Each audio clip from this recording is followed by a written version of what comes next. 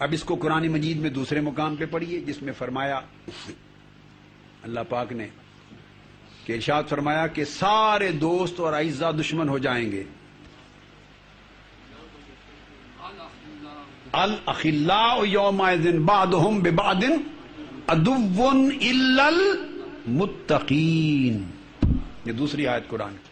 سارے دوست یار، ہم دوستیاں اور یاریاں بناتے ہیں اور اسی میں زندگی گنواتے ہیں.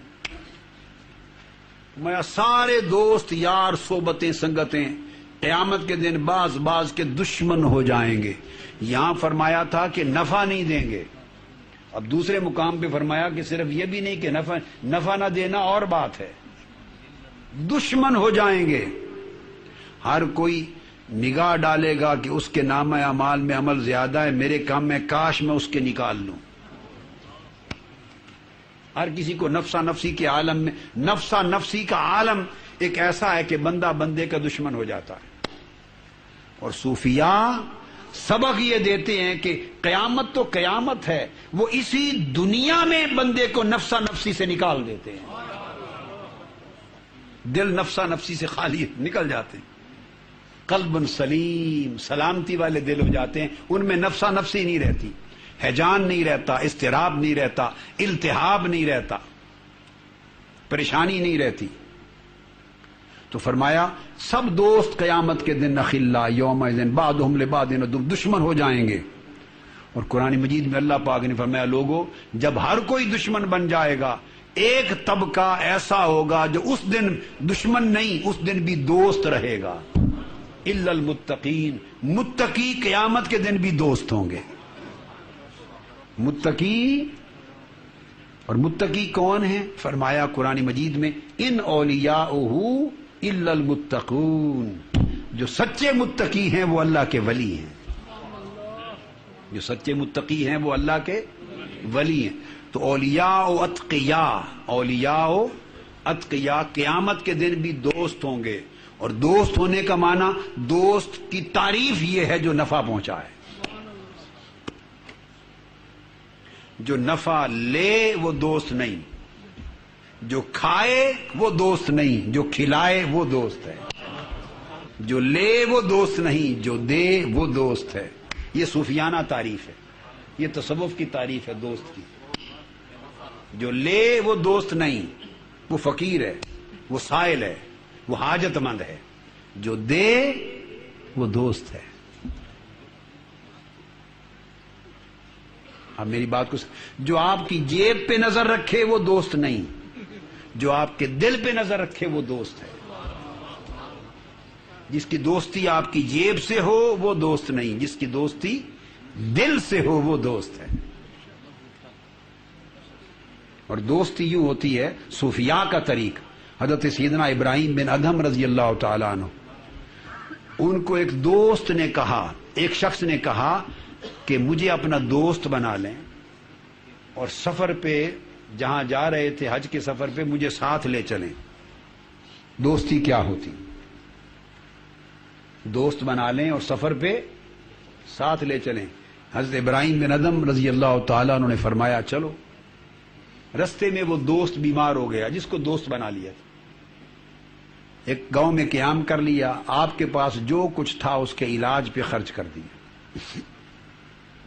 امام ابو القاسم القشیری نے الرسالہ میں بیان کیا، جو کچھ تھا خرچ کر دیا.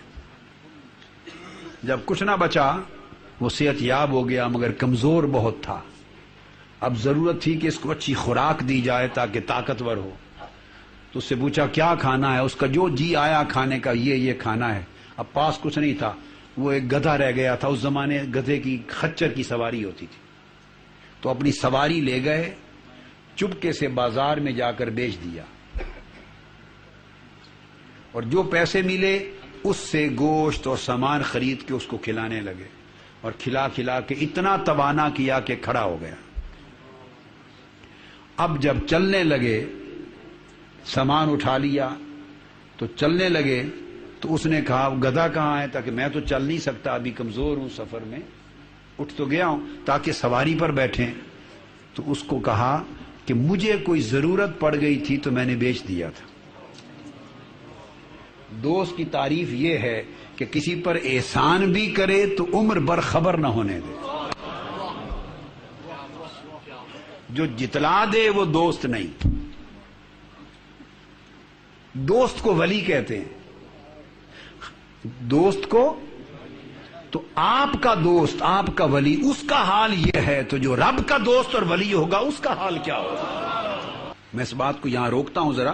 دوست کی تعریف ہے کہ بھلائی کرتا ہے، جتاتا نہیں. یہ تصوف ہے. حضرت شیخ حاتم اصم رضی اللہ تعالی عنہ اکابر اولیاء اللہ میں سے حضرت شقیق بلخی کے شیخ ہیں اور جنید بغدادی کے اصحاب میں سے رضی اللہ تعالی عنہ. ان کی خدمت میں خاتون مسئلہ پوچھنے کے لیے آئی. یہ خاتون بغداد میں رہتے تھے، بغداد سے مسئلہ پوچھنے کے لیے آئی. بیمار تھی تو گفتگو کرتے ہوئے اس کی ہوا خارج ہوئی، آواز نکل گئی خاتون کی. اس کو بڑا شرم آیا، بہت حیا محسوس کیا. ری خارج ہو گئی، آواز آئی تو بڑی پریشان سی ہوئی.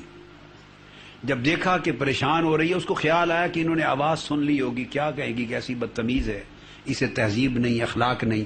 انسان کو خیال آتا ہے، حیا آتا ہے. اور پھر بزرگوں کی صحبت میں بیٹھے تو جب محسوس کیا کہ اس کو شرمساری ہو رہی ہے تو آپ جس کرسی پر بیٹھے تھے اس کو گھسیٹا. بتاتا ہوں کہ ولی کون ہوتا ہے، دوست کون ہوتا ہے. اس کو گھسیٹا، اس کا یہ خلق ہوتا ہے. گھسیٹ کے آگے قریب کیا اور قریب کر کے اسے فرمانے لگے کہ بی بی ذرا اونچا بول، مجھے اونچا سنائی دیتا ہے. ذرا اونچا بول، مجھے اونچا سنائی دیتا. جب اس نے یہ سنا نا کہ یہ تو بہرے ہیں، اس کا سارا شرم حیا پریشانی چلی گئی. اسے اطمینان ہو گیا. اسے اس ایک کی پریشانی شرمساری دور کرنے کے لیے خود کو بہرا بنا لیا.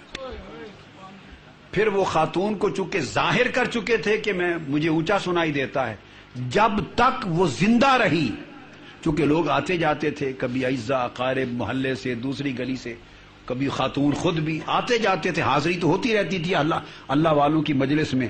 جب تک خاتون زندہ رہی، آپ اس دن کے حیا کو رکھنے کے لیے عمر بھر بہرے بنے رہے. ایک واقعے کی خاطر عمر بھر بہرے بنے رہے. جب اس کا وفات ہو گئی تب راز کھلا کہ یہ بہرے نہیں تھے. یہ ایک دن اس عورت کی شرمساری دور کرنے کے لیے، اس وجہ سے ان کا لقب پڑ گیا حاتم اصم، بہرا حاتم. اصم بہرے کو کہتے. آپ اندازہ کریں. تو جس کا سخاوت کا، سلامتی قلب کا اور سخاوت نفس کا یہ عالم ہو، وہ دوست اور وہ ولی ہوتا ہے. جتائے بھی نہ. ہمارا عالم کیا ہے، کسی کو اگر 5 پاؤنڈ دے دیے تو ساری زندگی اس کو 10 مرتبہ سناتے ہیں، لیے 5 پاؤنڈ 10 مرتبہ سناتے ہیں. اور یاد اس ویلے تم بھوک مار رہے سا تو میں 10 پاؤنڈ دیتے سن تین. اللہ پھر آپ کے ان پاؤنڈوں کو پاؤنڈ میں ہی ڈال دے گا. ڈبو جتلانا ہے، یہ عمل ہے ہمارا.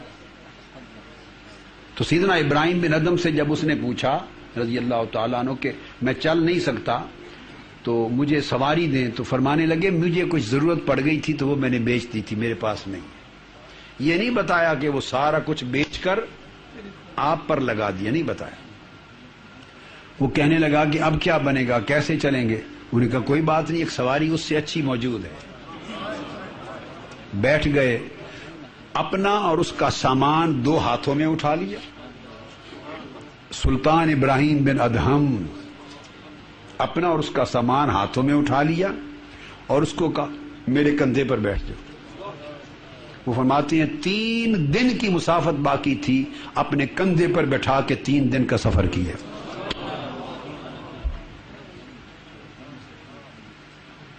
یہ حقوق صحبت میں سے ہے. مگر کس کو نصیب ہوتے ہیں ان حقوق کی ادائیگی کی توفیق؟ جن کے دل کو سلامتی مل جاتی، جن کے دل کو. اور جو یہی سوچتا رہتا ہے میں اسے کندھے پر بٹھا لوں، لوگ کیا کہیں گے، میرا اتنا بڑا درجہ. جو اسی میں پڑا رہتا ہے ان کے دل کو، اور جو یہی سوچتا رہتا ہے میں اسے کندھے پر بٹھا لوں، لوگ کیا کہیں گے، میرا اتنا بڑا درجہ. جو اسی میں پڑا رہتا ہے میرا درجہ اور میں اور میرا، وہ نہ اس کے دل، وہ قلب میت ہے.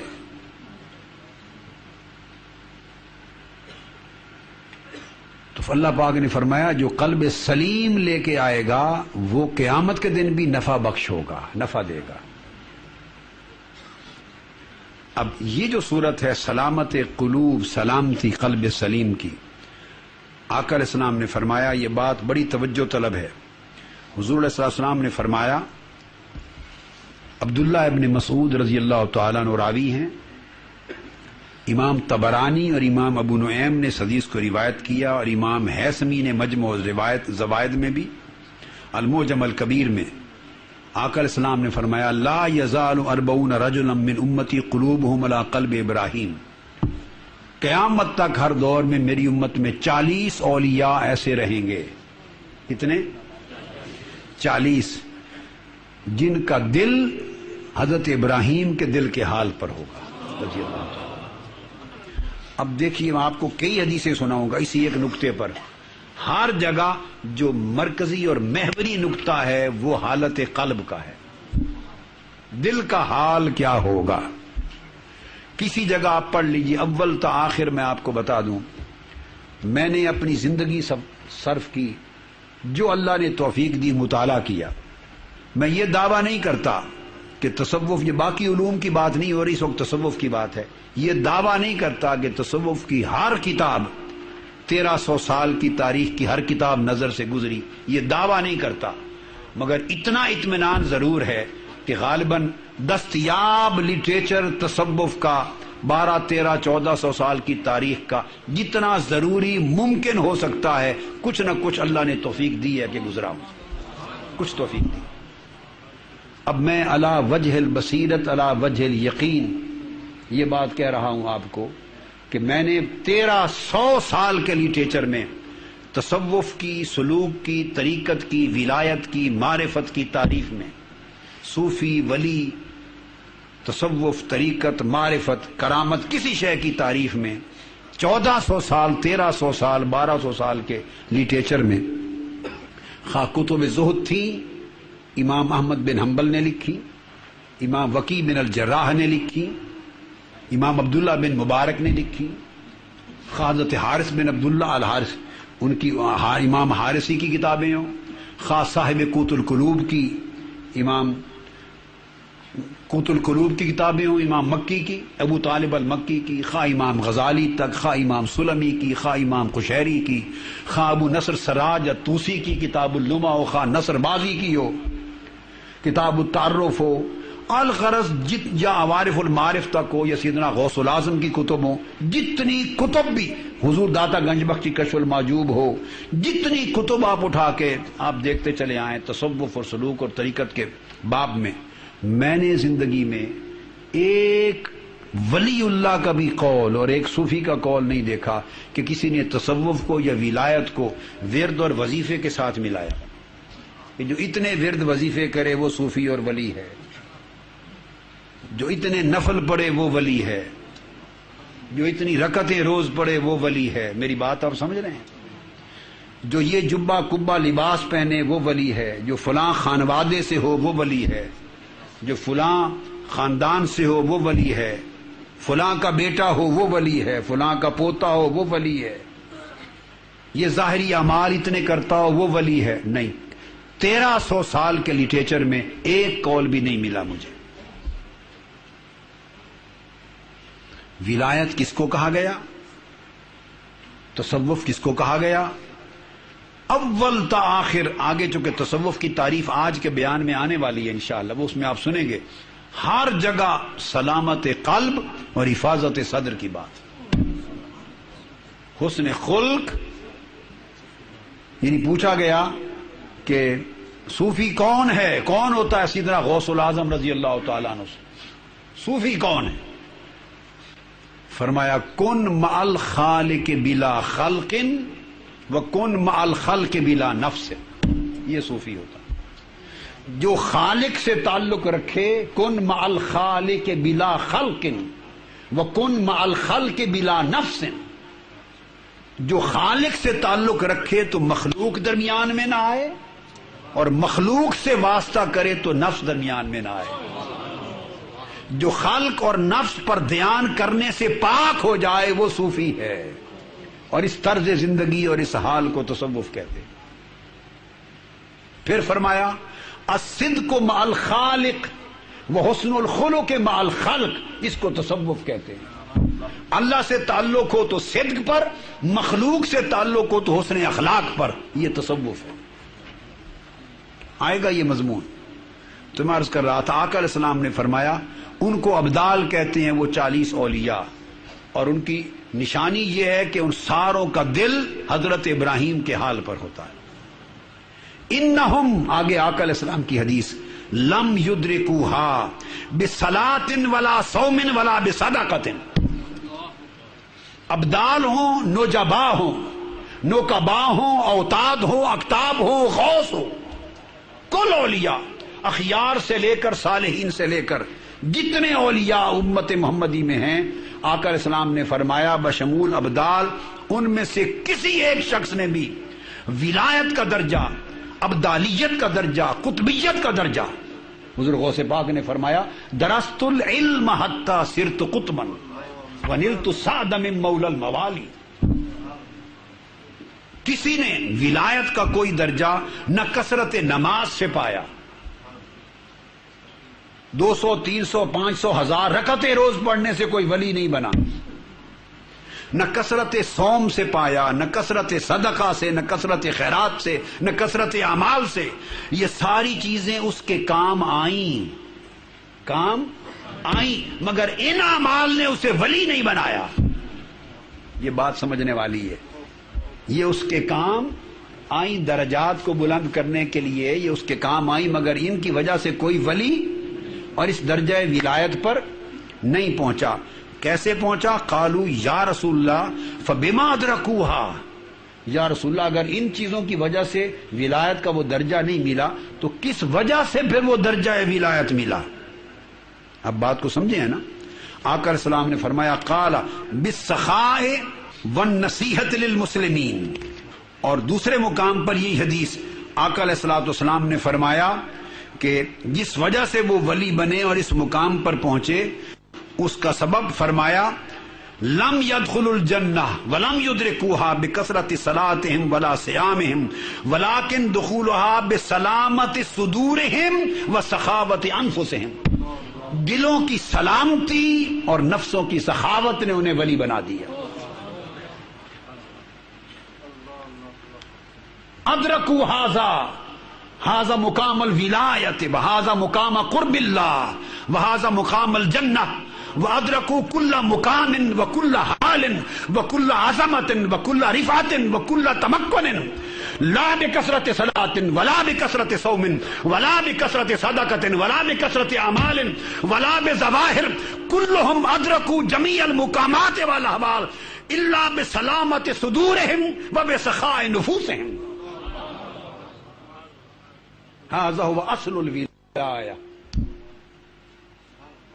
ان کے دل سلامت ہو گئے، حسد سے پاک ہو گئے، کدورت سے پاک ہو گئے، نفرتوں سے پاک ہو گئے، دنیا کے حرص اور لالچ سے پاک ہو گئے، شہوانیت سے پاک ہو گئے، نفسانیت سے پاک ہو گئے، غیظ و غضب سے پاک ہو گئے، انا اور میں کی پلیتی سے پاک ہو گئے، میں کی پلیتی سے پاک ہو گئے۔ جتنے دل صاف ہوتے گئے، سلامتی پاتے گئے، ان کے درجے بلند ہوتے گئے، دل سلامت ہو گئے اور نفس سخی ہو گئے۔ ہائے ہائے، اور نفس کی سخاوت کیا ہے؟ کسی نے گالی دے دی تو ماتھے پہ شکن نہیں آئی، نفس سخی ہے۔ صوفیاء اولیاء کے ہاں بخیل اور سخی کی تعریف وہ نہیں جو ہم کرتے ہیں، صوفیاء کے ہاں سخی وہ نہیں جو مال دے، دوسرے کو پیسہ دے، اور بخیل وہ نہیں کہ جو دوسرا مانگے تو نہ دے۔ سخی اور بخیل کی یہ تعریف تصوف میں نہیں ہے۔ سخی اور بخیل کی تعریف یہ ہے کہ جو کوئی زیادتی کرے، جو معاف کر دے، وہ سخی ہے۔ ایک میں ہوں فقط تو